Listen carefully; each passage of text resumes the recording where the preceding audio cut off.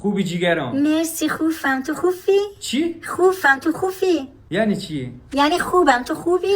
اوه منم خوبم، تو خوبی؟ خانواده خوبم؟ قربونت، خانواده خوبم، تو خوبی؟ حالا ولش کن، خوبن ولش کن. باشه. راستی خانم خالیه نمیای؟ دیت اول نه. چو کاره؟ میگم دیت اول نه. دیت؟ آره. دیت چیه دیگه باز؟ دیت یعنی قرار دیگه.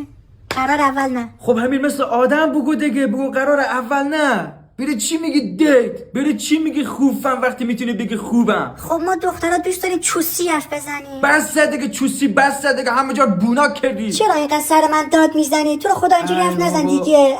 ولش کن اینا. باشه راستی جیگرم، جان. متولد چندی؟ اول تو بگو. واو، اول ما بگم. آره. 26 75. 75؟ ها تو چندی؟ خیابان زمستان کوچه شهریور پلاک 10.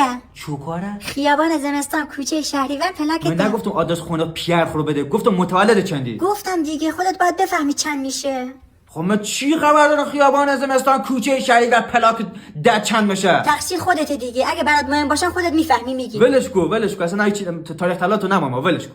ای بابا اینقدر داد نزن، کسی کنارم زشته. کیه کنار تو؟ خواهرم. واو ببخشید فدات. راستی؟ جان. خواهر تو متولد چنده؟ خیابون بهار کوچه فروردین پلاک 5.